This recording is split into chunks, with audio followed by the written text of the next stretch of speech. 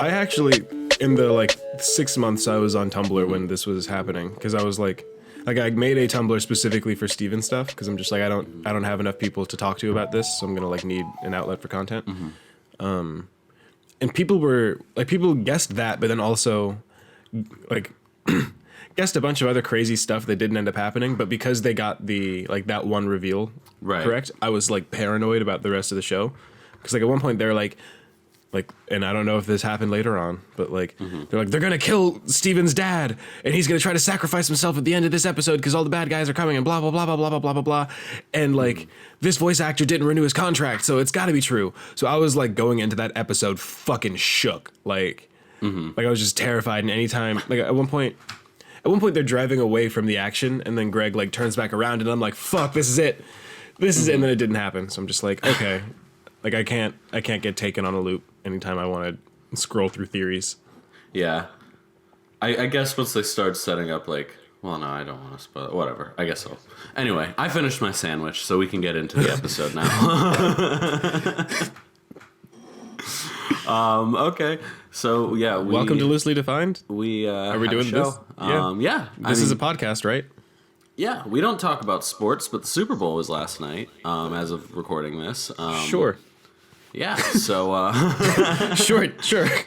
Yeah, we're not going to talk about it for long, but if you, like us, don't care, then you can skip it even faster by using the time codes in the description of this episode, both on YouTube and on audio. So, yeah. I didn't watch the game. I didn't watch it either. I think I watched, like, 2 plays. Like, the Chiefs got a Super Bowl towards the end of the game, and I happened to be watching. Did you just say the Chiefs got a Super Bowl at the end of the game? Oh, God. Well, they did. Technically, they did. A touchdown. Whatever. I do like watching football, but only because I'm a Packers fan. I really have Chiefs... zero interest in any other team, so I don't really watch other than that. And I'm not that attached. I used to be, but anyway. I am attached to when they drop movie trailers or trailers in general at the Super Bowl, and there was like a new Black Widow trailer, and it was like nothing. It was just a shorter version of the trailers we'd seen before. Like I don't remember anything new. There's like a handful of other shots, but since this isn't like the Avengers, and there's not a lot I think that can be revealed by like a shot other than being like, oh, Taskmaster, who you already know is in it, has a shield now. Like we already saw it. We already saw that. That's true. Does he do anything different? Like, I feel like he kind of does like a Captain America move. Whatever. Not that important. Anyway, but the Disney Plus Marvel trailers dropped, and I kept hearing that this was going to happen, and for some reason I didn't believe it. Like, they've shown like almost nothing officially to the public for so long that I kind of just thought they would just do like a big ramp up at the last minute. That doesn't really make sense. They want to advertise these over time, so yeah. We got like that sizzle reel with all 3 of the most like upcoming shows, and I just wanted so much more. Like I once I saw that there was like because throughout the day I would obviously be on Twitter just like not really looking for game stuff, just because I don't know. Like I wanted to see the good commercials. Like I just watched the Jason Momoa Rocket Mortgage one. It was fine. I haven't seen that. We'll get into this later, but the Google ad is like straight up one of the best I've ever seen. Like. And I say that as a 22-year-old boy, but like I fucking loved it. But yeah, back to the Disney Plus stuff. Like it was, I'm hyped, but I was hyped before. Like they didn't really do anything new for me. Like it's just like end statement. I'm hyped. It didn't really do anything for me. I was hyped before this. Didn't really like it was cool seeing them. It's cool knowing that they are still happening, but like I'm not like I was expecting... My only real like major takeaway from it is the fact that like the Mandalorian like looks and feels like it could be a Star Wars movie, you know, like it has that level of production value and like just similar style of like big grand scale like filmmaking.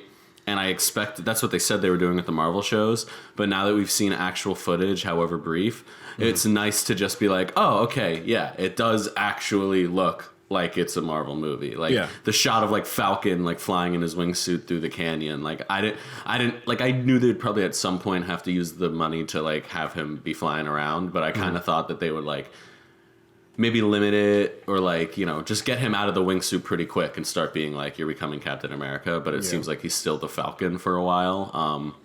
So I mean, Like the Samus fact at that the we're beginning of gonna get, Metroid. Like he just Yeah, gets his exactly. shit destroyed and it's like, oh, we Yeah. gotta rebuild it. Yeah. So the fact that he's gonna have a big, flying around fight scene at some point means that they're going at least pretty hard on this. And What should we do for the Falcon? He should fly. He's got goggles. He likes birds, I think. he's got a falcon, a robot one. Sure. Whatever. Whatever's Anyway. cheaper. Yeah. Actually, it turns out building a robot is a lot cheaper than hiring a falconer. Or training Anthony Mackie. What if Anthony Mackie was so method? He was just like, this is just my life now. This is Like Red when Wing. they casted me, I just started taking the lessons, and it wasn't until a couple weeks on set that I realized I would not be needing to know this. But I kind of just kept going with it because I figured it would show up at some point. As I walked out of Disney's offices, this old woman in a hood, in a robe, told me to sign this thing with my blood, and now I can speak to animals, but only birds. The problem is they got me so locked up with the Marvel schedule, and Robert Downey Jr. is not Tony Stark anymore, so they got him for the Doolittle movie when it was supposed to be me. And now I have this skill for nothing. Oh, God. Birds are ignorant. Honestly, I have no interest in seeing Doolittle, but if real life Robert Downey Jr. just came out and revealed to the public that he can in fact talk to animals, I'd buy it.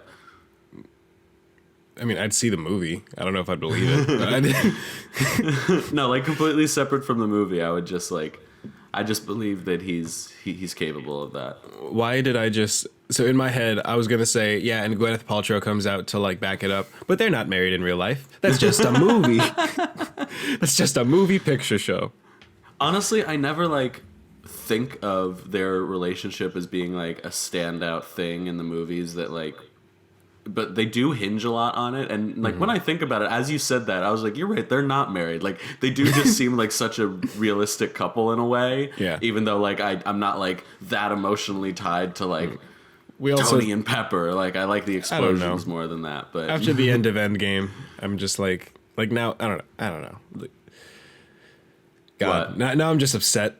Just think about the end of just thinking Endgame. about the Yeah, just you can rest now type shit. yeah. I mean, it is. You can really rest good. now type beat. It's just sadness, moons being thrown. Tragic death type beat. Do you have film composers release type beats? Give me a Hans Zimmer, Black Inspirational Sabbath. Hans Zimmer and John Williams type beat. God, give me Duel of Fates type beat. Duel of Fates trap type beat. Oh God. I'm trying to think of what theme would actually make a good trap beat if you edited it. Dude, I love the fact that fucking Ludwig used a shit ton of 808s in the Mandalorian soundtrack. It just it was different for Star Wars, but it still fit because the tone of the show kind of worked for that. And I feel like he Mandalorian's toned so it good. down at the beginning of the series, but in that finale, as IG-11's rolling in, it's just it's literally just a trap beat, in Star Wars. God, honestly, I didn't really pick up on that much. I need to rewatch it. But also, I feel like I've rewatched every episode of Mandalorian so much. I need to chill off it. Really? Yeah. The only ones I've rewatched are 7 and 8, I think, and I've watched 8 3 times. But I mean, I that's know just that- because we did that all in 1 week. Yeah, 8 definitely burnt me out. And as I think about it now, I still have issues with episode 8, and I feel like I brought them up in the past on the podcast. I think we talked about it. Yeah, so I'm Either not way, gonna we harp talked on about it a lot in person. Yeah, I'm not gonna harp on it. Just I'm not backing down from my initial stance of I think these things, and I'm not gonna spoil stuff if you haven't seen it and you also haven't heard that episode, then I'll just leave you ignorance is bliss type shit. But type beat. Watch it. I think you'll like it. Yeah, Type beat. it's Mandalorian very good. type beat. The entire show is very good. It's just I'm trying to say that my beef with the last episode has slowly gone away. I still think the things that I think, but they're not a huge deal to me anymore.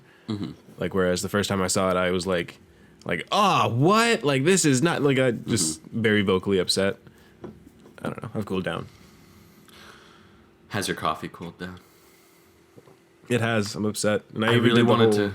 I really wanted to up come up thing. with a funnier dot connect. I saw you drinking coffee as you said that, and I just like that's all I could get out. Look at me, I'm Baby Yoda. Ha ha ha.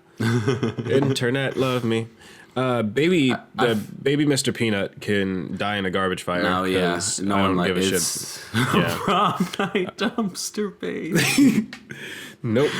Family Guy reference. I promise I'm not horrible. Remember that one time where you were Just like, immediately passed into my head. you were just like, Family Guy is just not funny. Like I've never laughed at Family Guy. Blah blah I blah didn't blah say blah. I've blah. never laughed at Family Guy. You You're made a very big deal that Yeah, Family Guy was not I did funny. not like Family Guy. I didn't say it wasn't funny though. We will I discuss didn't like after with write it Johnny. off 100%. I think that's extreme. I don't think I said that. I just remember a 180 that would make Yes. Tony Hawk like proud. Like it was. Sick reference, bro. I was trying to think of someone where references 180 are would out of care. control. I don't know, Pythagoras or whatever the fuck. I don't know. You went from Tony Hawk to Pythagoras. I respect that. I'm trying to think of people who would care about 180s. Is Pythagoras even 180? I don't know. People who would care about 180s. Like God. two people less than Blink 182. No. All right. No. Yep. All right. Yep. All right. Overwatch League starts on Saturday. I'm a little hype. I'm just a little hype. Like I know I'm gonna cry. Again. I'm glad we're talking about this, but at the same time, this is such a because I want to be excited and I want you to help get me hyped up. But my biggest issue is the fact that like I really enjoy watching Owl, but there's so much still of like a disconnect where I feel like when I'm watching any other like sport or even esport, like fighting games are easy to follow. Like you just see everything and you know what's going on at all times. Like and with Owl, I think Overwatch is a really good spectator sport in the sense of like the excitement and like the way like a battle can like change, you know, Yeah. in any moment, and there's like all if these hype shit surprises. happens, then it's like Yeah. visible. Like at any And- given and- moment, like fucking dragon's gonna fly through the wall, and then everyone has to run. Like And when you're playing it, you're in touch with all that stuff because even though you can't Yeah. see everything, you're in the battle and like you have an awareness of what's going on. But when like you're watching it and it's still from that perspective of like holding the controller and they just constantly switch between people, like it is really hard, especially when they switch between teams because then you have to like look at the HUD and be like, wait, who am I following? Like it's really hard to tell what's going on like until like the last like overtime moments where you just like are watching people die in the point or whatever. Like I think they need to. I watched a bit of season 2. I watched a lot more of season 1, so I don't really know if they've like improved a lot more. But I feel like they need to figure out a better like spectator system for Overwatch. Like a lot of the time they do those like aerial like camera I was gonna shots where you say, can yeah. see everything. I feel like it should be like that constantly. Or the Owl app should let you like choose who you're watching through. that would be dope. I don't know how That like would hard actually be a that great would be, idea. but I think that'd be really cool because like it's still a video game. I feel like spectating it could like maybe feel a little bit more like a video game, you know, like an in-game spectator mode, essentially. I feel like, I mean, I'm just trying to think of like, I agree with the aerial mode. I feel like that's like so easy to follow, and if you're like on the ground as like I don't know. I'm just thinking if I'm watching like a Zenyatta player, like I can kind Yeah. of like I'll kind of understand what they're doing in terms of like who they're shooting at Yeah. and like trying to avoid, but like.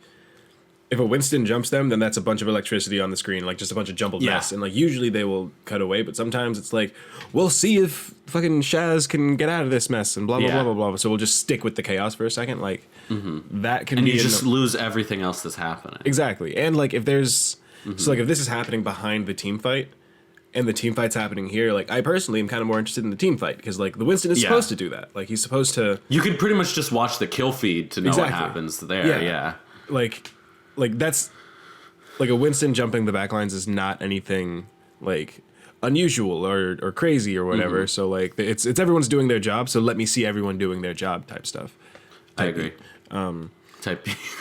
I'm like now realizing how much I say type. I blank. think we have the title for this episode. So type. that's Yeah. good. Yeah, that's fine. I think if they did some kind of like picture in picture, like you can, like you were saying, like switch between characters, but still have that constant, like just overhead view. Or if they got some kind of like camera engineer within the game, because like with replays you can like just free fly wherever. So if people know where to look and you have maybe multiple camera angles, like, Yeah. I feel like that could work. You just have to make it more. I don't know. I feel like the problem is it's so niche, and like you have to like not only know what Overwatch is, but know what everyone in Overwatch can do, and know that like, oh, okay, I know that the Reinhardt's ultimate's up, and this enemy's Reinhardt's shield is down, so this is gonna be really like it's. You have to like have a good game sense just to watch.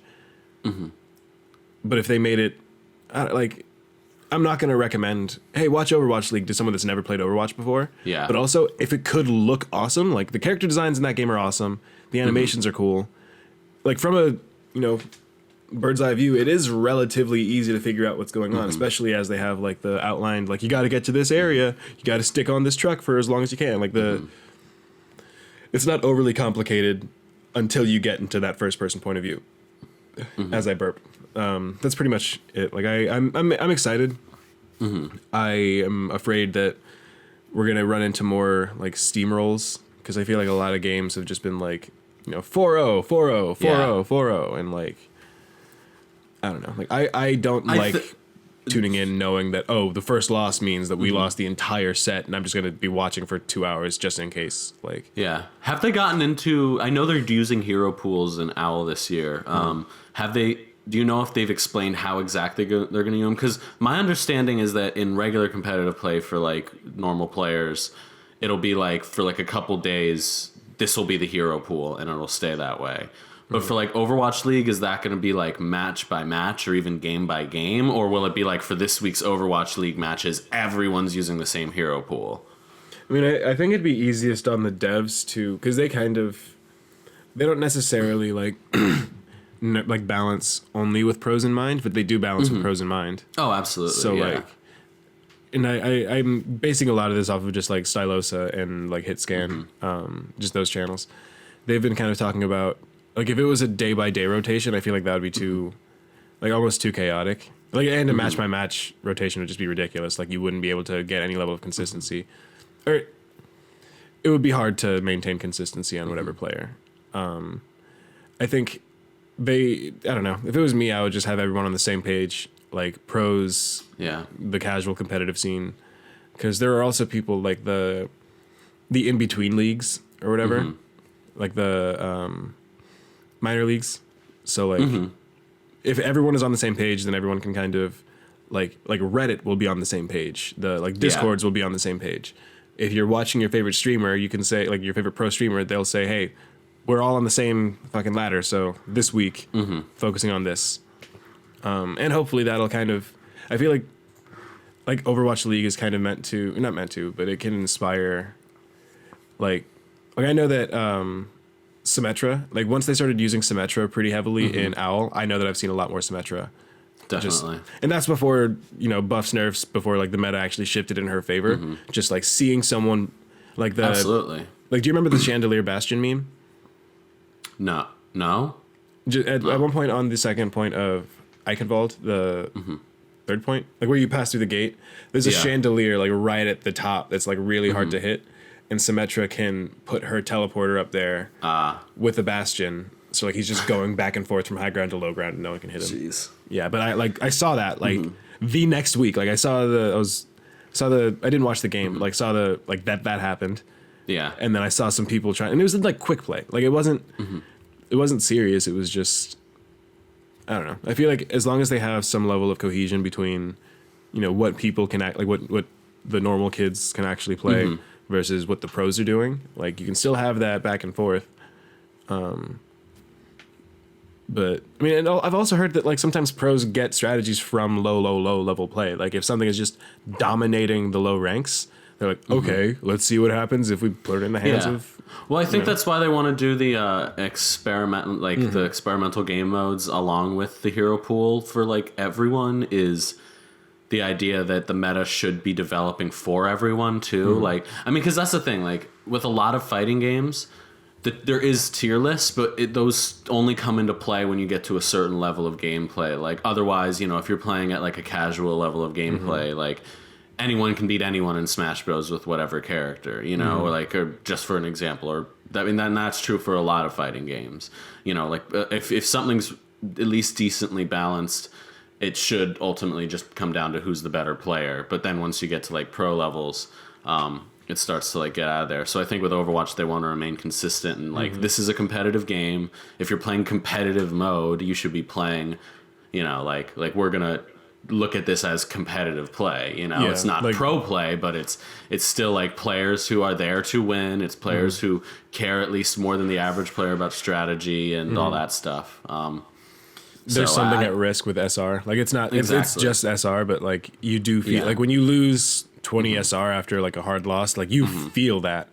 And then like if the next game doesn't go well, it's like, oh, it's because my SR is lower than it was earlier and I'm not in a, you know. Yeah, it's like totally different from your just regular level that you get leveled up from like arcade and quick play and everything. Like there's like something extra to it. And I think the fact that like hero pools are only going to be in competitive, right? Like you could still play quick play with anyone, or I'm pretty sure, like arcade with anyone. So, you know, it's not like if you just want to play all the characters, you'll be still. It's not like the game is like removing content from you or anything. Yeah, it's I don't know. And the way that, from what I would just guess, it's going to be like the 1 tank, 2 damage, 1 support. So like, I don't know. Like I main tank.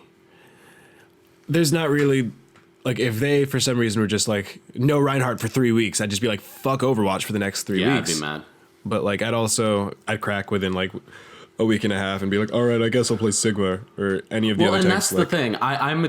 The reason I'm excited about it now is I was initially opposed to it because it's that reason. It's like, I know I like Orisa and I'm best with Orisa, so if they, and Reinhardt too, like, is probably my second main tank. Like, if they take one of those two away from me, I feel like half of my play is dead. But the thing is, no one's going to be able to use them, and it's not like you're actively choosing to play something you're worse at. Like, you don't have the option to use that, and no one does. So it gives you the opportunity to be like, well, shit, I guess I got to learn how to play Sigma, or I guess I got to learn how to play, you know, Diva or whoever, you know. Like, it gives you it really, like, and again, it doesn't feel like, yes, I'm playing a character I'm worse with, but I have to think of that other character as just not being in the game because they like there's no option for it. Yeah, they're not as for all intents and purposes. Yeah, and to the point of like Orisa specifically, like we both tank, and like right now the two like best tanks in the game are like Orisa and then Reinhardt. But like I am not a huge Orisa fan. Like I just don't like. Yeah. Like I if I'm playing alone or if you were just like for some reason just Orisa has left me scorned, fuck her, and then you don't want to play Orisa anymore. like she comes to your house and beats you up in person or something. Like like me knowing, okay, we need an Orisa for this game mode. Yeah. Like I would be able to go Orisa, but also if Orisa's just not in pool, I don't have to worry about that. Like like if there is like and I'm thinking in terms of the damage characters, like if they were just like, all right, Mei and Hanzo out of the game for this week. Like as a tank, I would be like, fuck yeah, let's go. Like, yeah. I mean, even if you're playing damage, like I like Mei. I don't I mean, like Hanzo's cool. I just don't really play him. But you know, if those two who are like clearly the two best or most effective damage right now, at least in terms of the shield meta, like if you take those guys out, I feel like, oh, okay, now I can more comfortably play the heroes I like to play more. Because like I don't have to feel the obligation, which is pretty much what you were saying with Orisa. So I apologize for rephrasing it. But yeah, I mean it's just that like as long as the game isn't like my initial reaction to it was just sort of like this goes against my feeling of like they shouldn't lock off content from you, but they're not. It's very like it's changing the rules of one specific game mode, but I think it'll ultimately be for the better. To me, I'm about to project like their design philosophy or whatever, but I feel like they've talked about like Overwatch is designed to be a game where you're switching between characters. Like, yeah, you can have a favorite, but like by no means are you a one trick. Like Overwatch is not it's not just the Hanzo game. It's not just like the soldier game. It's, you know, you've got what 30 plus characters now. Like, yeah, and they put all this work into making them all so different from each other too. So different, and they all work well with each other. Like it's like one thing that I'm really, really like kind of keying into more is like as you play Orisa, like she has an ability halt where it'll, you know, pull a bunch of enemies together. And as I'm just playing with different and even as I'm like, I've started, like I did my placements for support last night because I was just bored. But like, you can combo that with a lot of stuff, and you can combo like, you can combo that with Sigma's Rock into nano grenade, and I don't know, a bunch of other shit. Like you can do so much with so much team variety, and I feel like forcing diversity on your team is gonna like kind of be beneficial in the long haul, and it'll make characters less like if I see someone insta-lock a Widow and they're like silver, I'm just like, I know that I shouldn't judge, but I am. Yeah. And then more often than not, we're proven like right, and just like they're not hitting shots, and they're kind of wasting that damage slot. Like if there's no fucking Widow in the game, that can't happen anymore. So like and I hate to say this, but it also sort of discourage people who maybe aren't going to take it seriously from even playing competitive, because it's like, oh well, I love one-tricking Widow. Everyone yells at me in competitive, but you just whatever, I'm having fun, or I'm muting them or whatever. Like, I'll just play competitive because the matches are longer or whatever, you know, like, and like they just like could easily be playing quick play and getting the same appeal out of it. They just like want to go competitive for whatever reason. Like now it'll discourage them from like, if they just want to play Widow, there might be weeks where they're just like, all right, I guess I'll just play competitive. Well, no, like, actually, you brought up like a really serious point that I think needs to be addressed within Overwatch. Like the distinction between quick play and competitive, to me, still like, I don't want to say it irks me, but like it irks me a little bit, because I'm just like, to me with competitive, they introduce so many more like both hard rules, especially with like hero pools coming in. Just like the games are longer, it is a bigger commitment. Like, there are things at stake. Like it's just points, but like there are things at stake that people care about, like SR. Like communication is a lot more necessary. The meta is a lot more necessary, and honestly, I think the fact that like it is framed as like the competitive game mode. So like if you want to be competitive, and I'm gonna generalize here. I'm just like to Overwatch's audience, like Overwatch does a good job of like diversifying characters and stuff like that, but also just in our experience, like we've had just a bunch of just fucking kids, just a bunch of little boys, like well, and look, like, these pro players are like 18, 19. Yeah, no, there are some good kids out there, but I'm not trying to like disparage thing. Like I'm not trying to say that like if you're under the age of whatever, you can't play this game that I'm playing, because I don't want to hear your fucking voice before your balls drop. Right? Yeah, I but mean, like technically, if you're under 13, technically, yeah, it's illegal. My point and is I will call the cops on your parents. My point is that, like, you kind of painting competitive into this picture of like, if you're like good at the fucking game, you play competitive and nothing else. But then they don't do enough, in my opinion, to like enforce structure. Like if you go at like, I personally like, I don't like playing quick play. I mean, I've kind of softened on that point, but like in the past, like I was very anti quick play, because I'm just like, why the fuck would I waste time in quick play other than like to warm up? Why would I waste time in quick play? Because I'm not getting anything out of it.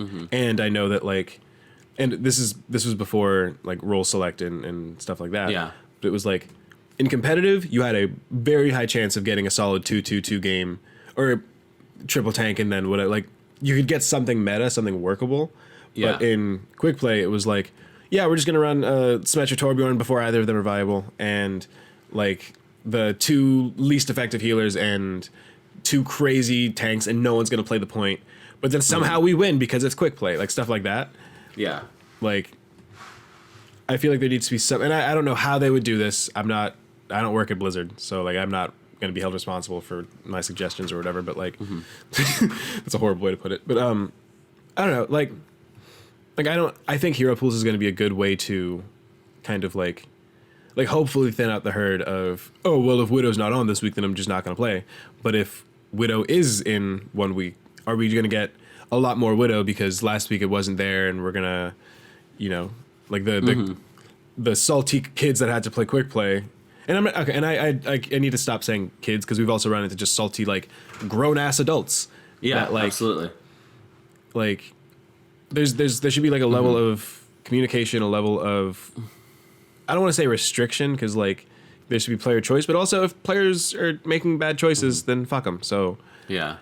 Like, well, I just got agree. beef. Like, I think they need to. I think they need to address some of the toxicity a little bit more. And I think the way to do that is to have more strict punishments for like leaving a match, or like if you get reported for being an asshole. Like, especially like, I don't know. Maybe this is already the case, but like in competitive, especially, like you really like losing SR and being banned for 5 minutes is not enough when like you leaving a match or being super toxic or both like can really like just absolutely ruin everyone else's experience, and then also punish them with like a loss or SR losing it, even if it's minimal. Like the fact that like I can be a perfectly like good teammate in a game, lose because someone left, and then I'm punished is like, even if the punishment's small, it just doesn't make sense. Like, it's not like the game trades SR. Like, the other team can still get the win, but like we should not be penalized. But apart from all of that, there is sort of a line, and I feel like the team's been dancing around it a bunch over like, look, this is a game people bought, they should have access to every mode, but we also want to make this competitive mode like actually real. Like, I think that they're not fully going to commit one way or the other, like because it's important for them to be like selling a product and getting as many people playing as possible, and if like you have to do all these different things for competitive mode, like that kind of goes against that. But then at the same time, they want their competitive mode to be seen as like actually something like serious, and to do that you need to have a certain level of restriction. So I think they're always going to be kind of hopping around, adding things like hero pools, but then maybe doing like you said, they have there's the good aspect of it and the bad aspect of it if people like come back salty, but overall like they can't really like do anything. And once you hit like a certain level of like, if you're in Grandmaster, like you're probably not going to have a lot of like at least a certain degree of like the kids and the adults that are really toxic or, like just, rude or not trying, like, because everyone has to be a certain level of good. But also, if you're really trying to be pro, you're not going to be playing just competitive online all the time, You're going to do that to practice, but you're also going to be, like, playing directly with other teams to, like, in, like, leagues and stuff like that, even if it's still all online, like, It will be more controlled. You're not going to run into and a lot of people will say like, oh, well, you should just run a 6-stack. Yeah. If only it were that easy, because it's like, even if, well, I'm just thinking about like my personal experience, like even like I got Zion Overwatch for Christmas, and like it's not so much like I will want to play Overwatch. He will want to play Overwatch, but he's not level 25 yet. So and even then he's still going to need to learn so much about like developing game sense and knowing what the meta is, and like knowing how it shifts and the length of time within a fight and all this stuff. So like it's hard. Like the barrier to entry is not non-existent. So I feel like once you it's get easier past for that barrier to us entry, too, though. Like, say again? because it's like what do you mean?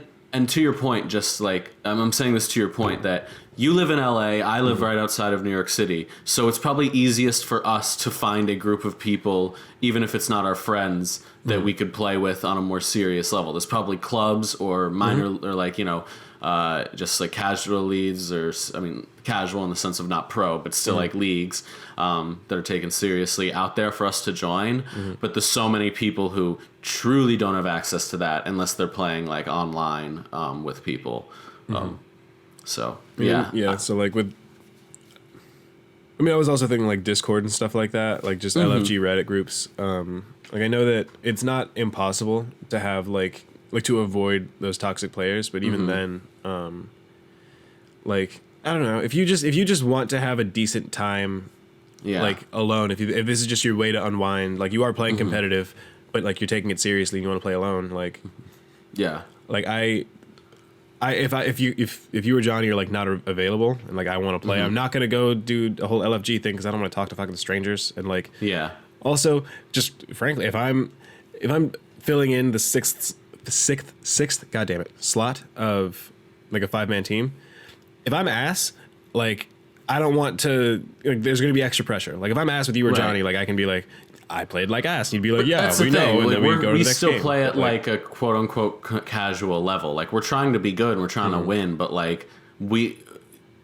the fact is, if you really wanted to play in like a league, you could, is what I'm saying. You would run into those issues, but I think that's true of like anything, Like if you're trying to be like when you're growing up, if you're trying to be on like the travel basketball team, there's no, it's not like you're playing rec and you're playing with all your friends, you know, like you'll probably play with some kids you've never met before, or some kids that are assholes but are really good. Like, you know, I think that's true. I mean, like the way I'm thinking is that Overwatch right now is like a public basketball court that you can go to. I was just about to make that analogy. Yeah. Yeah. And like, even if it's like, oh, people know for the most part, like, yeah, this is where like all the people who are actually good come and like play on the weekends or whatever. Like, you could still have a random person walk up who's ass and a total jerk and gets to play there because it's public. And like, even if they're making it worse for everyone and no one wants them to be there, and that's made clear, like, it's still a public court, you know, you can try to bully them off, but that's really it, you know? I mean, I was going to say... So unless they want to turn the entire game into like a private membership only like gym, you know, essentially, then they kind of...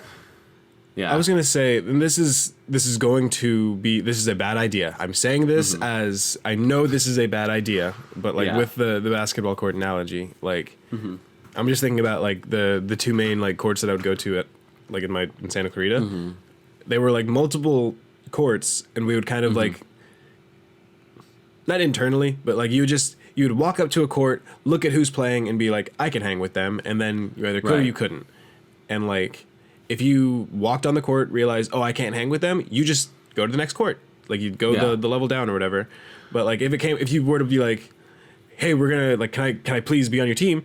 They'd be like, no, because like and this is again not a good analogy, because like you can get like, I mean, you can get hurt in esports and stuff like that. It's not one to one.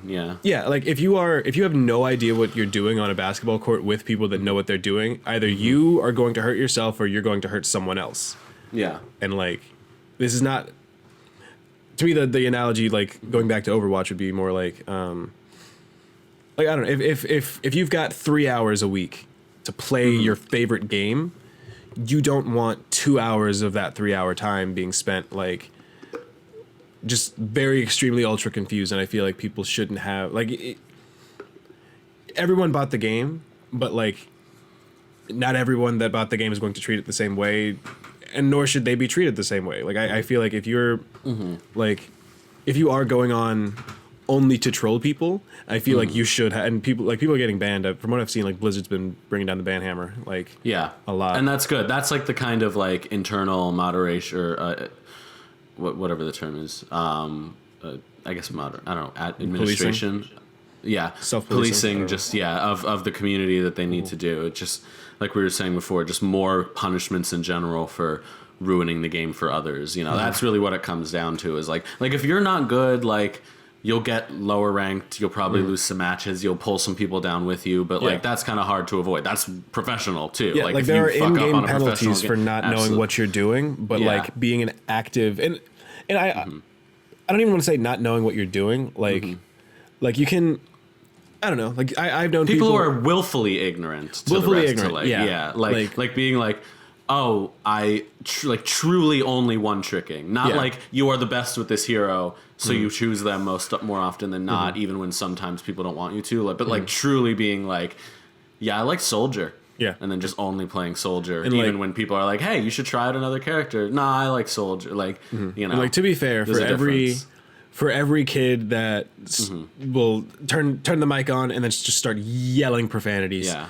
Like, I would say for every one of those, there are like 4 people that are just like, hey, how's it going? Yeah, okay, let's like either like, let's group up over here, or all right, like the really hype, like, all right, let's coordinate all spits, blah blah blah blah blah, like do all that stuff. So like, I feel like the good people outweigh the bad.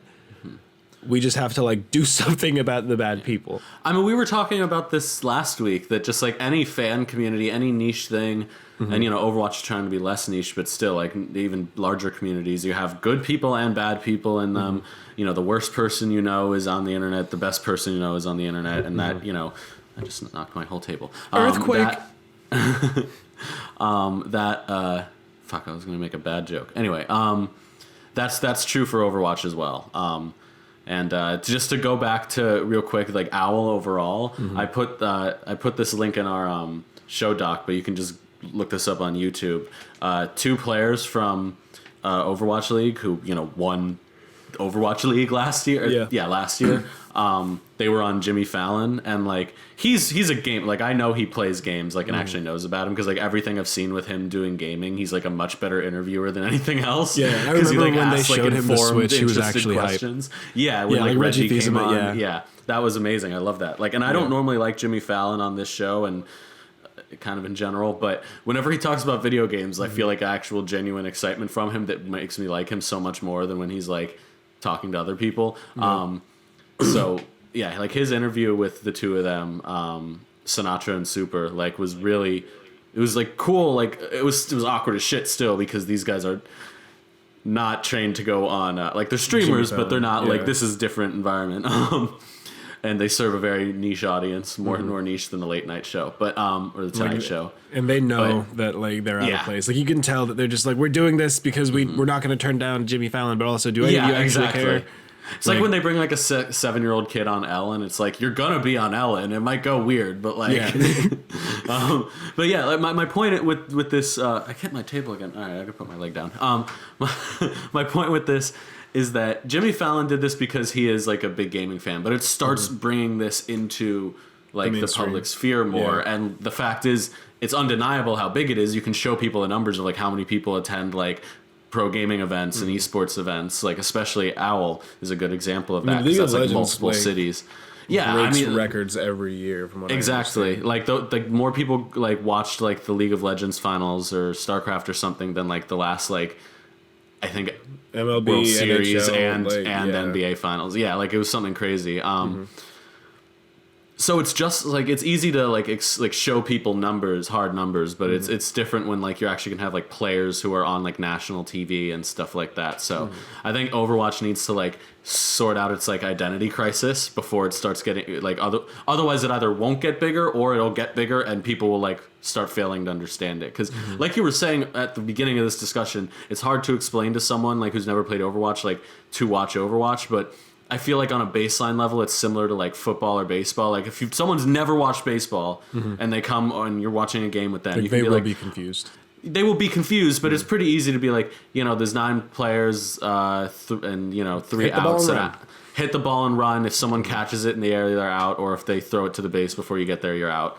Goal is to get around the bases. All right, done. Run the bases. That's pretty much it. Just run the bases. So if you can explain to someone like Overwatch is one of 2 things. Yeah, it's like 6v6. It's like king of the hill on this point, or move this it's like thing from A to B. Get there without letting them stop you or stop them. Like it's pretty simple. Especially if you've played any shooter game before, you at least understand like the mechanics of like movement and shooting for most characters. So and it's even still like, if not, you like could show you could explain it to someone, but it still needs to be more like, if you want people to have a genuine interest, like there's so many people who there's like a lot of people who probably haven't watched baseball, but there's a lot more who have at least watched it, and there's a bunch who have at least like played a game of like thrown a ball. Softball in gym class, or played rec baseball when they were 11. Like it's, you know, if you want kids to be able to like play it a little bit and then maybe watch Overwatch League even if they stop playing it, then you have to, you know, make it something that's a little bit easier to get into while still a genuine sport. So I feel like need to like sort out that balance. Like Overwatch's presentation is really, really, really, really kid friendly. So I feel like it's very easy to get a kid interested in like, I don't know. You see a giant talking gorilla and you're like, what? I can play as you and you jump real high? Like, like put your kid in honestly, quick play. I think the only reason like because Fortnite obviously gets by on a lot of that stuff too, like the presentation being more kid friendly. But I think the difference is Fortnite, you can play on your own whenever the hell you want, and even if you play with people, it's only up to 4. Whereas Overwatch has that like 6v6 thing. It's like, you know, there's like 3v3 elimination, but it's not the same as like playing 3-on-3 basketball. Like, yes, you're not playing 5-on-5, but you still feel like you're playing basketball. Yeah, it's the same general goal. Like, you haven't drastically changed what you're doing, whereas with 3v3, it's really like, like 3v3 in Overwatch, it's like, like there is no objective. Like, you just murder. So, like... Exactly, and that doesn't teach you the right things to do in regular games. So, exactly. Yeah, like, I honestly think maybe having, like, a quick play, a ranked, and then competitive... Like where you can still play quote unquote ranked matches, but it's not like no SR. It's not like you have a ranking. It's just like they play with people who they pair you with people who have been playing for a similar amount of time, or like have a certain similar win percentage to you. But like it's not like Like this is the court where kids have never played before. This is the court for kids that like take it seriously, and then this is the court where kids are actually trying to make it to the league. This is like the summer league. Yeah, exactly. I feel that. I like that idea a lot. Yeah. Man, we talked about Overwatch for a while, but I guess that's fitting. Yeah. I mean, we mentioned last week how we were going to start, or maybe it was 2 weeks ago. I don't know when we first mentioned that we were going to start doing streaming. We're still working out the technical aspect of it, but Overwatch is something that we're likely to stream a lot of because we play it often, and we can stream that straight from our PS4. So that's more likely than not to be one of the first things we do. So look out for that if you want to hear us get like a little angry at each other and the world. And no, actually, this will be good. Tell us who's right in a lot of these situations. If you play Overwatch, let us know. Like, should we have pushed up on this point? Should we have not? Tweet at us. Let us know who's better. Okay. Spidey? Yeah. Do you want to hop into Spider-Man? Yeah, talk? sure. Tell us, update us on your Spider-Man journey. Yeah, so I'm still playing through Spider-Man PS4. I told you roughly where I was last time. Like I'm doing a Mary Jane mission where you're like taking like Spider-Man is taking out people as you're like pointing them out. Yeah. So am I like halfway through-ish? Like Doc Ock is not Doc Ock yet, right? No, not yet. But you've fought Mr. Negative?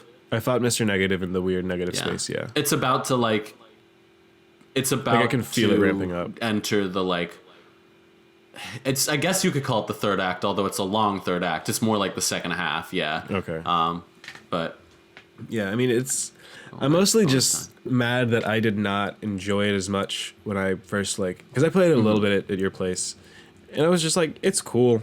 It's just Spider-Man, Batman. Like I wish I was playing Arkham Knight right now, like that kind of shit. But I mean, swinging is so much better than driving a tank. That's all I'll say. Batmobile was still pretty cool. Like swinging is better than the Batmobile, but I also don't like Batmobile slander. I thought it was good. It was lame. I thought it was good. Yeah, so kind of like I will play the Spider-Man game, and then as I'm going to bed, and then once I hit that point of all right, I'm tired where I'm still gonna be awake, but I just don't want to be in control of something right now. I'm just gonna put on the Spider-Man animated series on Disney Plus, and holy shit, that show is so much better than I thought it was. Like I remember watching it as a kid, and going back now, I'm just it's probably not gonna hold up. Like the animation. This is the '90s animated one. '90s right? animated, yes. yeah. Like the animation is not great.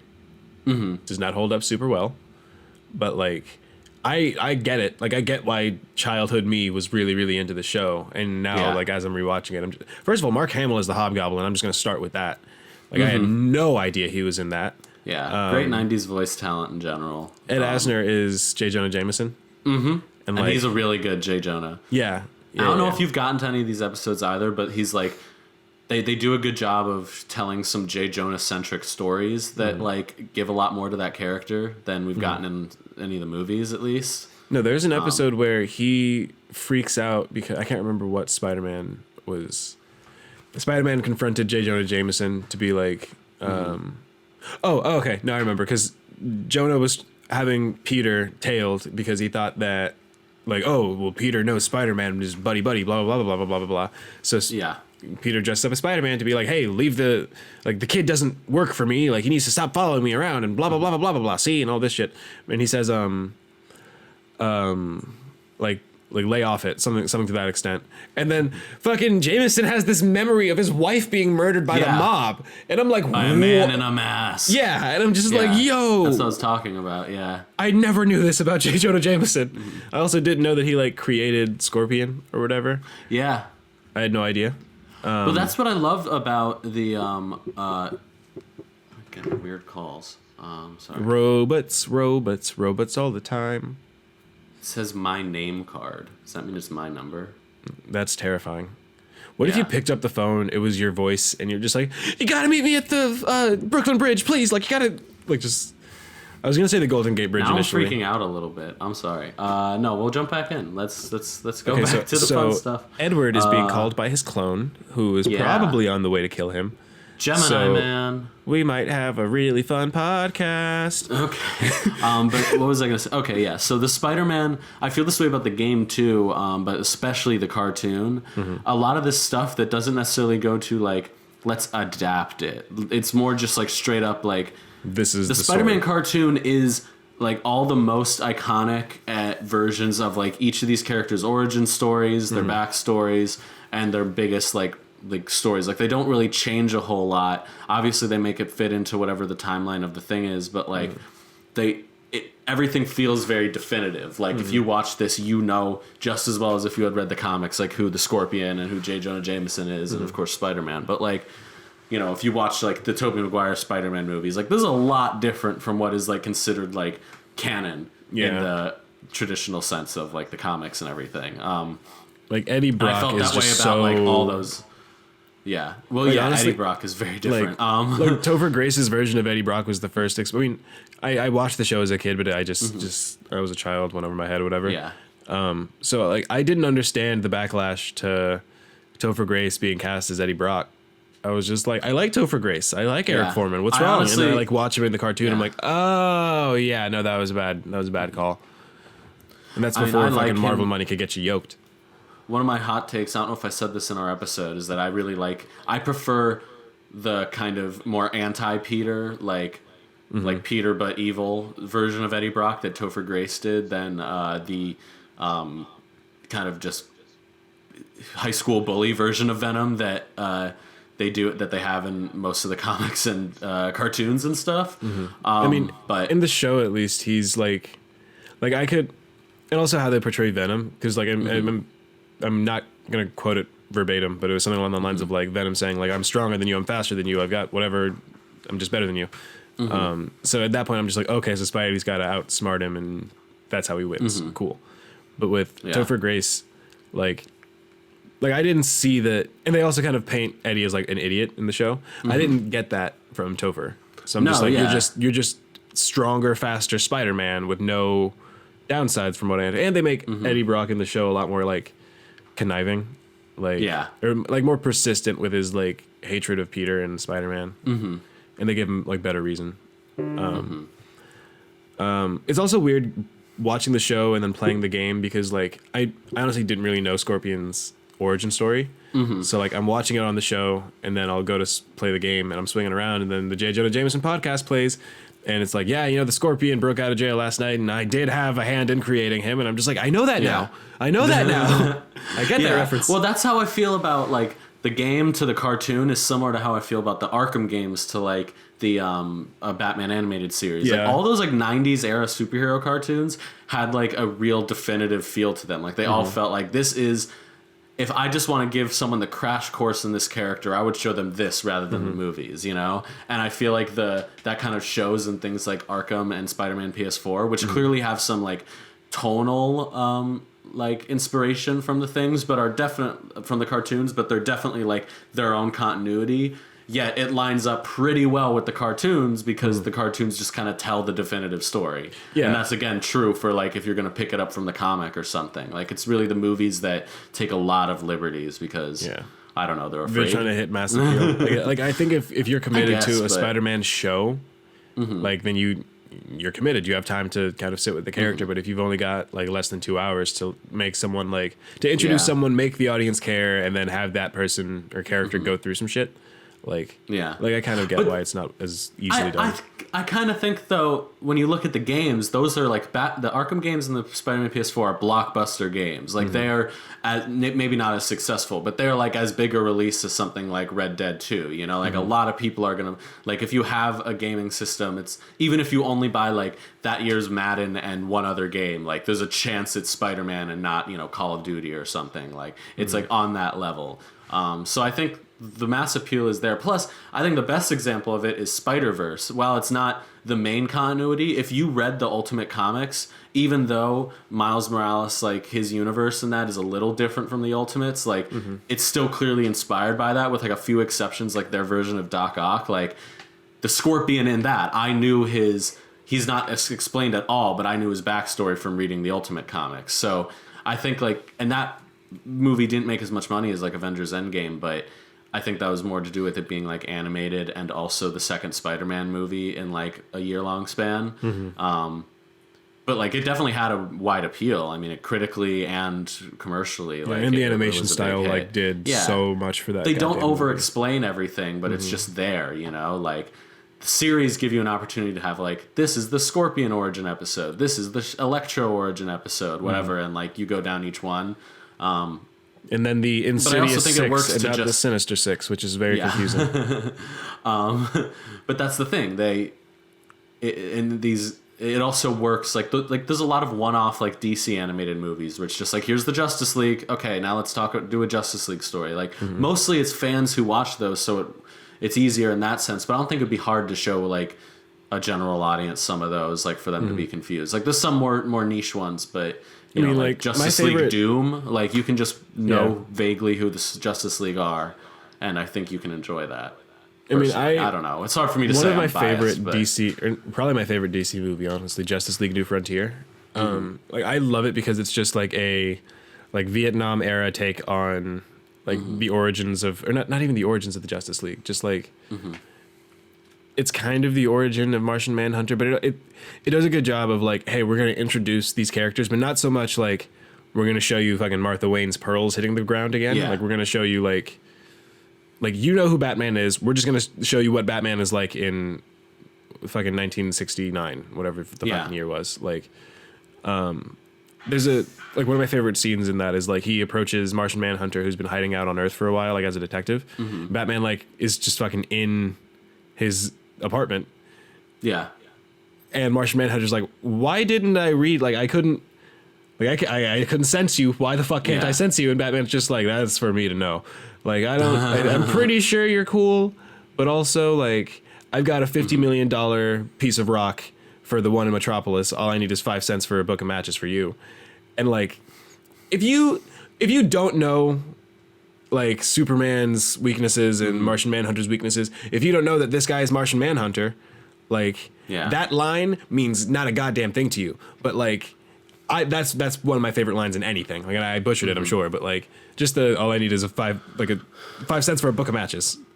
Like, says that at to, least that kind of, it also does explain things to the audience who doesn't know. It's like, oh, I guess that guy can't fuck with fire. Like, yeah. I mean, they also like right before that they show that so like they meet because Batman is saving a kid from like a cult that's about to be sacrificed, and then the Martian Manhunter busts in with his detective partner and all this stuff. And then a fire breaks out, and then John just like sits there and is just like, oh, and then Batman's like, the fuck is going on with that guy? Like I just remember now I just want to talk about Justice League and New Frontier because that movie's so good. I saw it years ago. I need to watch it again. I'm pretty sure I have it on Blu-ray somewhere in here. Yep, I think you do. Right, I remember seeing it in our room, in our dorm. No, I have. It's Justice League New Frontier, and then right beneath it is Justice League Doom, and then right beneath that is Justice League Crisis on Two Earths, and then Batman: The Dark Knight. Nice. I enjoy The Dark Knight. Yeah, so you kind of like talking about Blu-rays. You kind of brought up this thing that amazes me because like on the show doc, it has more than 10 films just kind of like listed out, and when I first saw that I was like, okay, Ed wants to talk about these movies. Why do you want to talk about Pacific Rim? You list the goddamn movies and then you tell me why this is on the list and justify it, please. I don't know if I can do that last part. Justify it for me. So this is a list of movies. Pacific Rim Uprising, Teen Titans Go to the Movies, The Punisher, Punisher Warzone, Green Lantern, the Men in Black trilogy, so all 3 of them, not counting international. E.T. the Extraterrestrial, Close Encounters of the Third Kind, Atomic Blonde, Ghost Rider Spirit of Vengeance, Best Picture winner, The Shape of Water, and Straight Outta Compton. So these are all movies that I've bought on Blu-ray in the last week. In the last week is what got me, because I was like, oh, okay, yeah, you do have a lot of Blu-rays, but like I don't see why these are the highlights. And then in the last week alone. I've also, like, if we go back the last month, I could probably add a couple more too. Why? Yeah, why? What's going on? Well, first of all, it's just simply the fact that pretty sure this was our first episode. We talked about, you know, my love for physical media, having it have a presence in my house. What I'm really realizing though is that I buy movies. I know of that list of movies, I think only one of those items was $15. The rest were all like $5 or $10 for the most part. Like, so it's not like I'm buying like $10, $20, $25 new releases, but still, it's just a lot. Yeah. Wait, are you watching all of these? I think what I'm paying for really when I think about it is I love getting home with a bag full of Blu-rays and putting them on my shelf next to my other ones that still have the plastic on them, because I haven't watched them yet. It's just like a very satisfying feeling to me watching my shelf increase. And ultimately, I think that's what I'm paying for. I do watch a lot of them, but I also rewatch plenty of things that I have watched before, and there's like shit I've bought 5 or 6 years ago that I haven't opened yet. Like, are you gonna watch Green Lantern? I think so. Okay, that specifically, along with the 2 Ghost Rider movies and the 2 Punisher movies, I am like actively trying to get a Teen Titans Go as well. So yeah, like half of these are Men in Black technically, half of these are like comic book movies. I am sort of like just trying to... I'm on a quest, you see, to own every comic book adaptation to film on Blu-ray. And I don't know why I want to do it. I'm just like, in particular, you know, I want to get all the Marvel and DC movies. So like, you know, kind of Green Lantern and Punisher. That's that reason. But you know, I'm also trying to just kind of expand that row on my shelf as much as possible. These are like my favorite kinds of movies. Obviously, if you've listened to the show. So yeah, but then you know, there's a lot of other things. Like I think another big problem is I will buy things I've never seen before. Like half of this list, if not more, are movies I've never seen before. Actually, I think most of them, like of the movies I listed, I've seen Green Lantern, Men in Black 3, but not 1 or 2, Close Encounters, and Shape of Water. But I haven't even seen E.T., which is part of the reason I bought it. Is I was like, I've never seen this, and I feel like this is like I'll probably enjoy it. E.T. used to freak me out as a kid. Like the commercial would play before whatever I would actually want to watch, and I would just be like, "Fuck, wrinkly alien boy, no thank you." And then I'm at the point now where I've owned like pretty much every comic book movie I've seen, so I'm just kind of buying like just Punisher and Ghost Rider because like I don't know, like I'm rewatching the X-Men movies right now, and X-Men Origins Wolverine is so bad. But such an interesting time capsule of what bad like sci-fi action movies were like at the time. This movie is so bad, it's an amazing historical example. I don't know, like, because I'm a fan of the genre, so like I do like going back and watching like what were they like at the time. Like when people refer to Venom and the Morbius trailer of looking like a 2003 or earlier, like late 90s action or superhero movie, like. I feel that, and it's the same feeling I get from actually going back to them and watching, you know, like the first X-Men. Like I watched the first X-Men yesterday. It came out 20 years ago in 2000. Like that is a 20-year-old movie, and yet it's like a movie I remember. I mean, I was 3 when it came out, but like it was like the recent X-Men movie, you know, like even if I don't necessarily remember when it came out, like it's still like I have a very distinct memory of like when this was like the X-Men in film. And that franchise in particular, like, has gone on for they ended in 2019. Yeah, but you can see like the entire evolution of comic book. Like, it started off as like a aesthetically rip off of like the Matrix with all the black leather, but it's still like it's like when you watch the first Harry Potter and they go to Hogwarts and it's like, whoa, when you get to the Xavier Mansion and you see like the silver ass tunnels underneath where all the X-Men stuff is, like that is how most people our age think of the X-Men is like those 2 visuals, like the like Hogwarts in America like mansion on top and then the like, you know, cool like sleek superhero base underneath, you know. And that's like the one thing they kept consistent throughout all. Like even I watched Deadpool recently. Like Deadpool, you go to the mansion and the like hangar underneath, and it's like that's like the one thing that looks exactly the same throughout all of them. You know, if it's cool, like, don't change it. Like I've gone on a bit too long here. My point is, I buy a lot of movies because I like to own them, and that's pretty much why I buy them because I just like the feeling of looking at them on my shelf. But I do rewatch them a lot, and I find myself being more willing to watch a movie because I'm like, oh, I kind of need to justify my purchase of this. So I'm going to watch, maybe it's not a good thing if I'm just rewatching Green Lantern for that reason and not something new. But I also I've watched Whiplash a lot because I own it, and that's a really good movie, and I see something new every time I watch it, And then even some of the not as good movies, I still again, I don't know. I don't like it, but X-Men Origins Wolverine is an interesting watch in 2020. That's all I'm saying. Go back and watch it. The amount of unnecessary wire work and terrible green screen long after that stuff was was improved. This came out post Iron Man and The Dark Knight, and you're telling me it looks like this? Come on. They had Will.i.am. That's something they had going for it. They did, and that man puts on an accent that it is not. He's not prepared for it. No. Fucking Gambit's weird in that. It's just a weird movie. Yeah, that made me, because I remember watching all the weird mutant character profiles, and I was all hyped for Gambit. Yeah. I was all hyped for Gambit, and then they showed him, and I was like, oh. Yeah. Remember that Channing Tatum Gambit movie that's supposed to be happening? Not anymore. I think they officially can. Okay, but he got the haircut. I saw on Twitter someone pointed out that I like how his the only thing they got done in production for the Gambit movie was giving Channing Tatum the haircut. Just because people would just forget and then have to look at him what are we making again? Oh yeah, the fucking guy with the cards. Okay.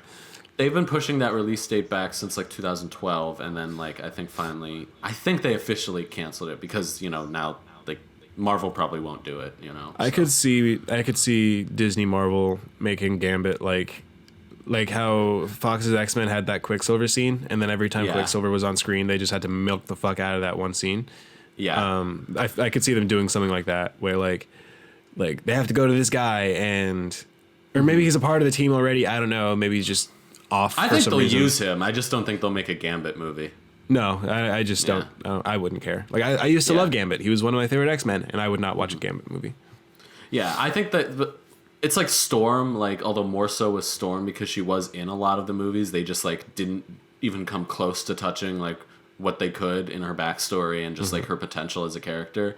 Gambit's a good example of technically they did him, but there's enough left that you could make him a main character of the new X-Men series, on the main roster, and not have to Wolverine's the one where they need to maybe not use him for the first couple movies, but most of the other X-Men other than him and Xavier kind of weren't really fully explored. I mean, Xavier you have to use, but Wolverine they can wait a bit, and I hope they do. They could. Yeah. Never mind. Completely forgot what the fuck I was about to say. And it was a good idea nice. Too. Whatever it was, I stand by it. I just don't remember what it was. I'm trying to riff until I can think of what. Oh, Black Panther 2. So I think they could. I'm not original. This is not a me thought. I don't remember where I found this, but yeah. It might have been Movie Bob, but he was whoever it was saying that Black Panther 2 could either end with, or it could just be about the idea that at the end of Black Panther 1 they kind of reveal themselves to the world. What are the implications of that? Because Killmonger was right. They're suffering around the world for black bodies, and Wakanda did nothing about it. So I think it'd be interesting if they went to they kind of open up their borders and are just okay, we're gonna invite delegates from surrounding areas to kind of come in. We can see what we can do to help out. And then they hear about these reports of this priestess in whatever village. Oh, so T'Challa has to go see it, and it's Storm, and that way they could just be mutants have been here for a while, but also yeah, you could bullshit. She had a sister, and they killed the sister, and then the sister's not actually dead. She's a villain, and because comic books. Yeah, I mean that's the thing. I think the way to do it is we've had these X-Men movies for so long, but these underutilized characters, if they want to make the mutants and the X-Men feel like a part of the world, introduce the characters individually, not in an Avengers way where you get a Cyclops movie and a Jean Grey movie and then you have the X-Men culmination, but rather you have just an hour and a half of Scott Summers screaming with his eyes on fire. Yeah. you could have like a Magneto movie where like it's set in World War II or maybe like starts in the Holocaust and then continues later. Bring but then back you could Michael have Fassbender for a Wolverine Nazi could have killing like movie. a cameo in World War II. And that would be good. Like maybe Captain America too to tie it in, Ooh. or at least Bucky or something. I Ooh. don't fucking know. No, a Magneto World War II movie needs to happen now, Yeah, unless like a they go the Magneto whole, unless they change the origin. Because like that too. if they were to do but it even now, then, they could still do a Magneto origin movie. Like maybe Vietnam. even more so if they change the origin. How would I've Vietnam heard people say work that they with- make him like Sokovian or something, but I I've feel heard like they that. went to that well already. I think they But, would use that for Doctor Doom. Like he was initially Sokovian, and then he forms Latvia as like a Latveria, whatever. Is Latvia Latvia's a real country? Yeah, okay. There we go. I was like, I know that they could Latvia is a introduce thing. Latveria because they kind of just like I mean, I guess Wakanda is like a hidden place, but still, like they kind of just introduced Wakanda. Like if they just say Latveria is like this, like random country in Eastern Europea with like Eastern Europe, Latveria and Europea. But yeah, with like this kind of rich king, but that's really or president, but that's really it. Then I don't know.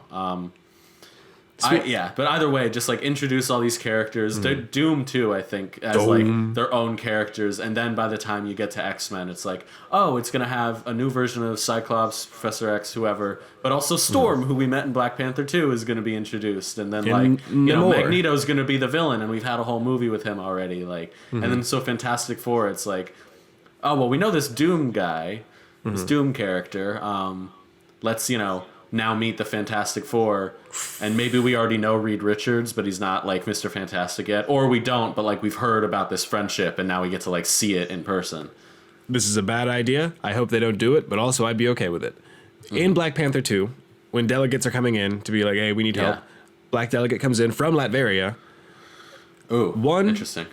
One says like racism is like around the world, blah. That could be the whole meta commentary message, whatever. But also like just shoehorn in this dude is a sorcerer, and because like you can tie in the whole magic with Doctor Doom. Teach T'Challa magic because like since I've seen comic panels where T'Challa's got like the whole spells going on, and I'm just like, I need this now. Like, especially with how cool all the magic looks in the Marvel Universe already. I'm just like, you give my boy some fucking fireballs and I'm down. Yeah. Like, I that's me trying to shoehorn magic. I really fuck with the idea of magic in the Marvel Universe. Well, yeah, I mean, I hope that they finally do Doctor Doom properly with all the magic. Yeah. And then that can tie into, like, some of the stuff they're doing with, like, or I hope that they're going to do with, like, maybe Namor or even the, some of the X-Men stuff, because there's a lot of crossover there. Like, Juggernaut, for instance, is not a mutant. He's, like, powered up by, like, a magic gem. So, like, you can start tying all that stuff together. So I hope they go to that well. Yeah. Yeah, when I heard about the Juggernaut gem thing, and because that was only like a few weeks ago, like probably on a Movie Bob thing, I was just like, what the fuck? Like I consider myself like a knowledgeable comics fan, but like, and Juggernaut is one of the more prominent, like especially playing fucking Marvel vs. Capcom. Like I used to play Juggernaut to upset people, so like like it was Juggernaut, War Machine, and Wolverine was my team. I think I don't fucking know. Maybe Ryu. I don't know. This is gonna be a really, really hard pivot, but so I hit you up late last night because I was watching just random shit. Like I think when I text you, I was watching Make a Man Out of You, like the Mulan training montage. Just weeping like a fucking baby. So I'm just like, I just wanted to talk about this. Like I cry a lot, but only at dumb stuff. And like I didn't really cry. Like I'm trying to think of the first time I like publicly cried, and it was at like Inside Out, which was like 2015. Okay. Yeah. So for most of my life, I just was like, like if I cry, it'll be alone. It'll be a single tear, and then I'll look myself in the face and be like, "Man, the fuck up," and then walk away. And then after, like in college, it was. I mean, I don't know, teenager. And then in college, I was just like more okay with like having feelings and shit, but it kind of backfired because it just at everything and nothing. I'm just like, So I mentioned earlier there's a Google ad that I don't feel bad about crying about this or crying at this, but like it just tore me apart. Like I was watching it I think this morning, like as I'm getting caught up on all the Super Bowl commercials and stuff like that.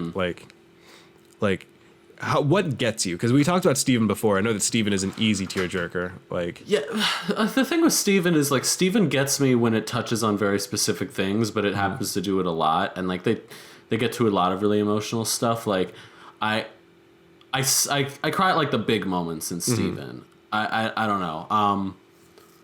Like I was thinking this when I was catching up. Like the finale did make me cry, but there's definitely a lot more like moments I could see, like not even specifically you, just like other people crying at that didn't get me as much. Maybe because I'd waited so long to watch it that I kind of fell off, but like fell out of it emotionally.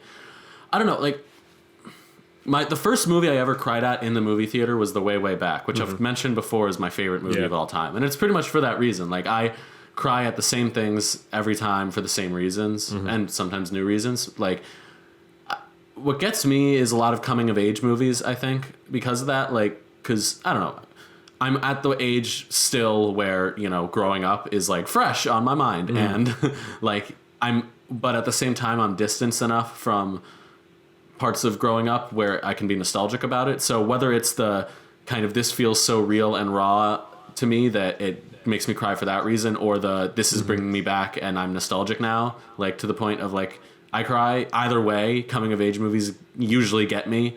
And coming of age, I pretty much just mean any movie about like there's like a specific term Americans for it, right? in like middle school or high school. Like I'm not pretty even sure there's like a Americans, specific but like term for coming of age. Young adults? I don't know. No, coming of age, it's like, I always said, but it was I've like never a vocab term because we had to read some book, like the Separate Place, I think, in high school, where it was a coming of age tale set in America. Like the exact requirements that you just laid out, and there's a word where the definition is what you just said, and I've been trying to think of it and I can't, but whatever. But yeah, like just things like Perks of Being a Wallflower made me weep. What was 8th Grade made me cry. Still like within the first like frame of the movie, I broke down for a very specific reason. Like it's like it's like a middle schooler making like a YouTube video and like trying to be like, and I was just like, oh, like it hit me so directly, and like it's so awkward in such a way that I can feel at my core. So, but other than that. So like I cry with a lot of nostalgic stuff too. So, you know, like your big franchise things, your Star Wars, Marvel, anything that will like call back. Like honestly, I cry going back to older things that like just remind. Like I cry when like certain musical cues come up in the first like Spider-Man movies because I just like, or even Star Wars because I'm just like, oh right, I am 4 years old again. Like. But yeah, those are like the two big things, you know. Yeah, stuff about kids and stuff about superheroes that I watched as a kid. So I mean, I feel like those are both very justified. Whereas, like for me, like I cried at the Age of Apocalypse trailer. X-Men Apocalypse. X-Men Apocalypse. What did I say? Yeah. Age of Apocalypse. Yeah.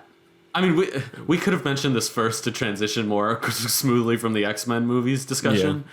But and I had this in my head. I didn't want to be the one to bring it up. But this is always funny to me because I remember when you first told me this, I was like, yeah. And then we watched the movie together again, and I was like, really? And then I went back and watched the trailer, and I truly don't understand it because it's hype as fuck. The whole thing is hype. Like I did like the trailer, but yeah. Like I just remember like the chills and like feeling like just like fucking. Like wind through my veins level energy. Like, so it wasn't like an emotional cry. It was like a. No, it's. So I'm trying to, and I need to figure out the actual, because like it's the same kind of feeling I got when I watched the Broly movie, where I was like it's not, like I feel like saying like emotionally overwhelmed is like not the right term. It's just like I don't like. There's so much input right now. That like I can't like the third act of Endgame. No, to me it was all of Endgame. Like I tried to. I mean specifically like the moment from when Cap picks up the hammer to when like everyone's running at each other and you're just out of breath. Yeah, like you know? like Endgame is exciting. Like I straight up have not watched it since. Like I drove 45 minutes to buy the fucking Steelbook, and I still have not. Like I put it in my PlayStation at one point, started it. and then just it opened up on Hawkeye and his daughter, and I immediately started crying. I'm like, I can't do this. I have to go somewhere later. Like I've dedicated the 3 hours, but it needs to be your day. Yeah, like this is, you don't even going to class the day after seeing it. Like, and this sounds so ridiculous. So many real things happen every day, but like the president is being impeached, right? Or not being impeachment trials right now, but like after Infinity War, I drove home with Kylie and I almost had her drive. Yeah. Like I was like, we had to like sit. I was with you, wasn't I? Maybe this was a different movie. No, I'm pretty sure it was Infinity War. I think we might have driven home separately. Yeah, I distinctly remember sitting in my car with my girlfriend next to me. Like, now she really liked the movie and was hit by it too, but like obviously doesn't have the like emotional impact if you haven't been there. Like, she's from more the beginning. of an adult than I am. Is how I'll put it. But like, I'm sitting there in the driver's seat with like head down, like hands on the wheel, just like can't even turn on the car yet, and she's like rubbing my back, just not like totally treating it like an actual tragedy. And like again, like she's like, wow, yeah, like that was a lot, but like it was like just like shut up, we need to sit here in silence and to remember and mourn. I remember literally being so with that. I didn't cry. I was like, I was shook. I like felt heavy. I would like look over to Annie and be like, "You're not gonna disappear, right?" Because like I was genuinely shook for a while after that.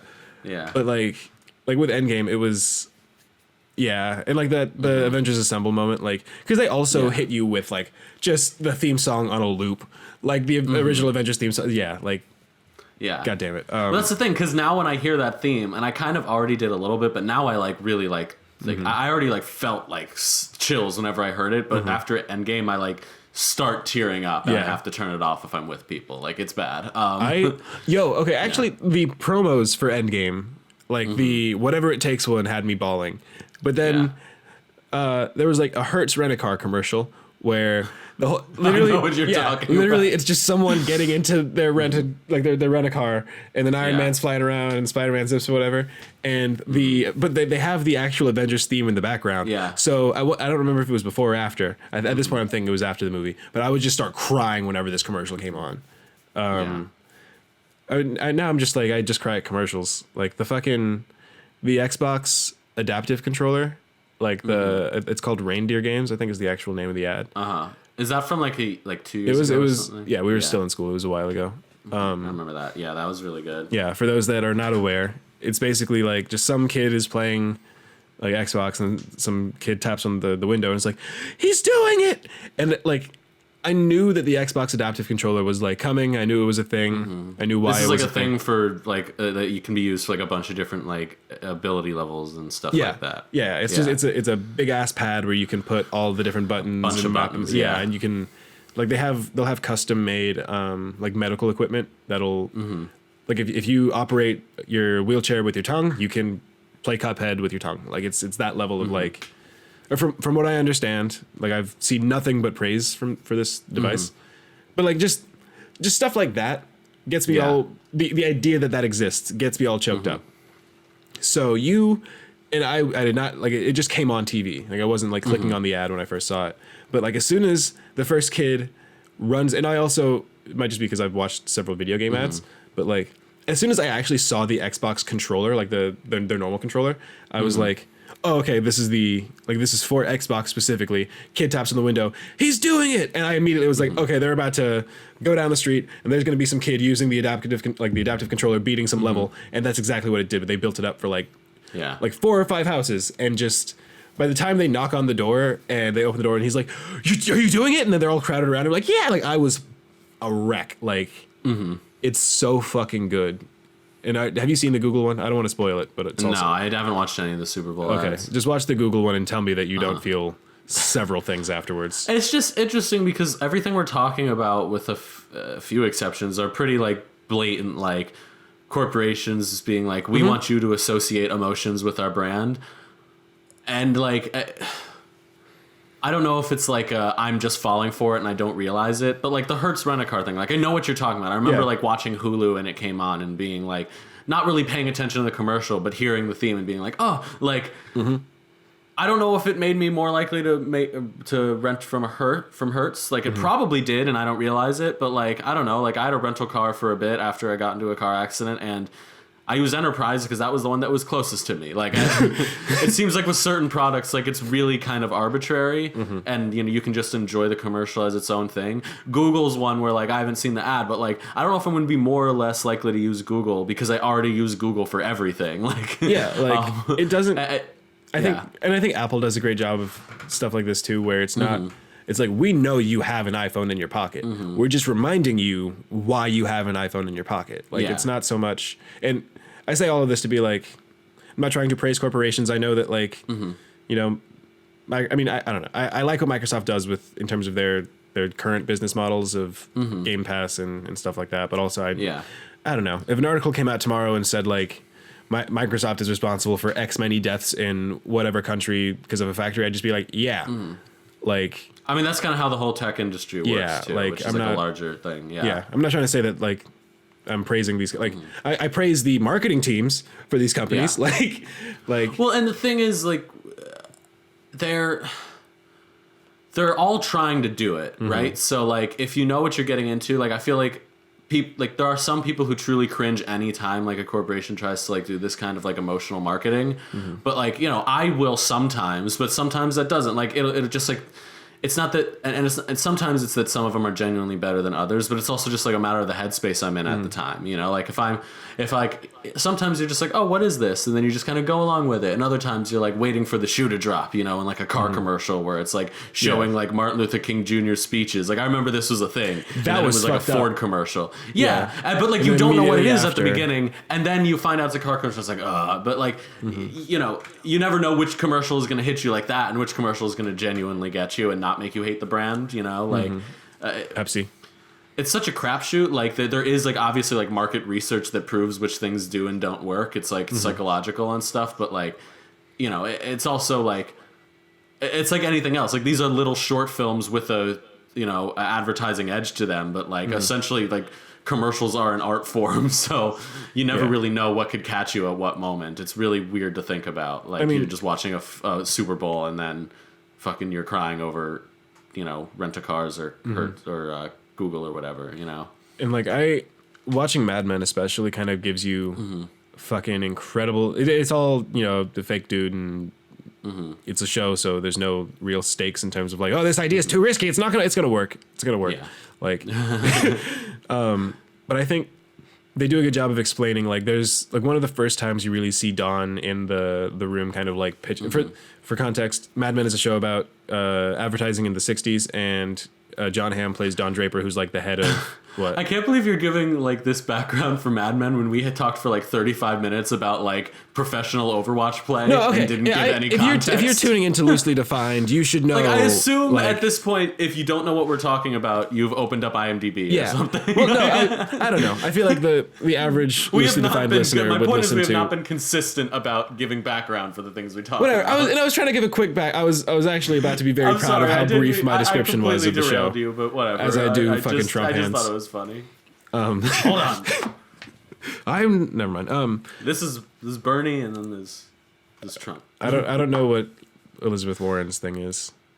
Is she just like holding a microphone, smiling really intently? I'm literally just picturing what's her name? Kate McKinnon. Kate McKinnon's. Come on, guys. Yeah. Kate McKinnon's fantastic. All right. Like. Yeah. I'm just going back to the whole advertising and emotion type thing. So his whole thing is, for one thing, you will put together this myth. He's trying to sell like the photo projector thing where it'll like have a picture here and then it'll turn, and it's called the carousel. I know.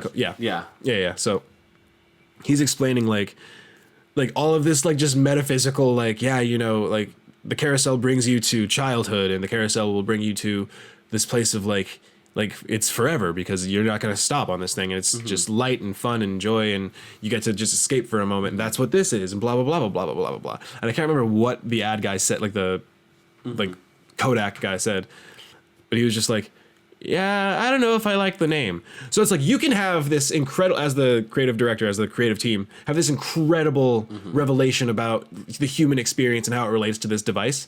But at the end of the day, if your bosses don't get it, then like Yeah. that's gonna, you know, I'm very, either the Pepsi commercial with like Kylie, whichever Jenner it was like, Oh, yeah, you know exactly what I'm talking about. the one where she stopped a riot with Pepsi. Yeah, solve racism with a white girl in a Coke or a Pepsi can. Yeah. As I misbrand it, because that was a very good job you did, Pepsi. I'm just like, if there was like a person of color in the room when those decisions were being made, if like, Yeah. like, and I'm just trying to think of like how the fuck, because they got a lot of people. Like that was a very expensive commercial to make, and just having whichever Jenner there cost you $1 million, I'm sure, for the 3 seconds of her. I mean, even like if there was someone on Jenner's team to be like, hey, you know, this could end up being a bad look for you. Like, yeah. I mean, with Jenner, I'm just like, your whole thing is money, so I'm not. More power to you. I know, you're I'm building a saying. brand with your fucking face. Do you? But like, I'm sure they get a plenty of offers that they turn down constantly because they are so big, you know? Yeah, but like, I'm just thinking from, and this is before the whole I'm a self-made billionaire cover story and all that shit. But like her being like, I don't know, if Pepsi's gonna give you $1 million+ to be in a fucking halftime commercial for the Super Bowl, yeah. Like, and I'm not really was a Super Bowl commercial. Yeah, and she might not have even known what the whole like. From what she could have, it could have been so last minute of just like, yo, we need you to fly out to this place. just get off your plane, take a Pepsi, open it, hand it to this guy, and dip the fuck out. We're gonna pay you. And then everything was CGI. Yeah. Yeah, check your Venmo, and then like I don't.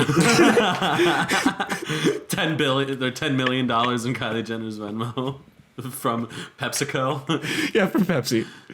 Oh wow. Yeah. Like, I want to know what was going on in the room when they decided to pull a Groot with Mr. Peanut. Because that shit still is... That thing will die in a fire. It's fine. I'm just like, who thought that was a good idea? Like, yo, you know, who has the same clout as one of the most beloved characters in the Marvel Cinematic Universe? Mr. Peanut. Like, Baby Peanut is like, to go back, to bring it full circle, Baby Peanut is like, if like a Baby Yoda and Baby Groot type beat. Yeah. Yeah. It's just like, we see what you're going for. This will never pass. Like you know, this is something you are giving away for free. We don't have to pay a Disney Plus subscription or a movie ticket to see this. You are just throwing it out there on Twitter, hoping to God that we will buy peanuts because of it. Yeah. You know what? The death and then I guess resurrection of this historic mascot really just has me hungry for some crunchy nuts. Historic. I don't know. He's old. I don't know. Maybe they were trying to get in the forefront of just like, because if they were really trying to make a big marketing push, then Twitter would like immediately just be like Mr. Peanut's a fucking 1% boomer. Like, boycott peanuts. Like, you can't hate a baby. Okay. Yeah. And also, I'm kind of have me hopes, not hopes, but I think it'd be funny if like the person that came up with the idea of Baby Nut like thought of this like a year ago, like before Mandalorian, before the like just I don't know. It feels like such a rush job. I know, it definitely does just feel rushed. killing him off, and then like a week or two later, being like, "He's back, baby," as a baby. Yeah. Who is this trying to appeal to? Like parents, or do parents need nuts? I don't know, dude. What brand is Mr. Peanut? Is it Planters? Yeah, I think. Okay, yeah. I think. See, like, I don't I had know. to Maybe think it's about literally that. just Mr. Peanuts peanuts. Nice. Once we find out the answer to this, we will close out the show. Yeah. I just looked up Planters peanuts, and the first thing Google showed me was peanut legume. Yeah, it's Mr. Peanuts for Planters peanuts. Well, while you're Googling that, audience, you can also follow us on Twitter and Instagram, at Defined Loosely on Twitter and at Loosely Defined on Instagram. You can follow me at Wilshire Prime on Twitter and Instagram, and you can follow my other podcast, which will come out a day before this, but we are recording after this because Bo's on it this week. The Save Greendale Committee is at SGC_podcast on Twitter and Instagram. Last week I mentioned that I was starting those. I didn't know what I couldn't. Save Greendale Committee is too long for Twitter apparently, and someone already took the Save Greendale, and I had to run through a couple different options. This was not my first choice. Same way we got Defined Loosely on Twitter, but you Yeah. know, hopefully it's not too confusing for you guys. And honestly, if it is, we're trying to thin out the herd. We want the dedicated audience, you know? We need the people that are willing to put up with our mirror named bullshit. And you can find me at Brother Grimbo with 2 M's on both Instagram and Twitter. That's it. I need to post on Instagram at some point. Yeah. Yeah, it's been a while. It's been like also, I was months. trying to find your Facebook for a picture for your thumbnail, and I end up going to your Instagram. Your face, yeah. You are a ghost. You I'm are a ghost, yeah. like you are like a your Facebook's like a museum, like It's really a old. museum of Bo up until 2016 or whatever when you just gave up. Because honestly, it's just a lot of Ray-Bans ads at the end. yeah, because I kept getting hacked. Like I still need to figure out why, and I know it's, I don't know. Don't follow my Facebook. Don't follow either of us on Facebook. That's Stay like, loose. weird. Just stay loose, y'all. Just stay loose. Just stay loose. Listen to that community podcast episode. It came out yesterday. Community pop pop. If you want more of us, yeah. Piggity piggity pot pot. Bye. Bye, friends.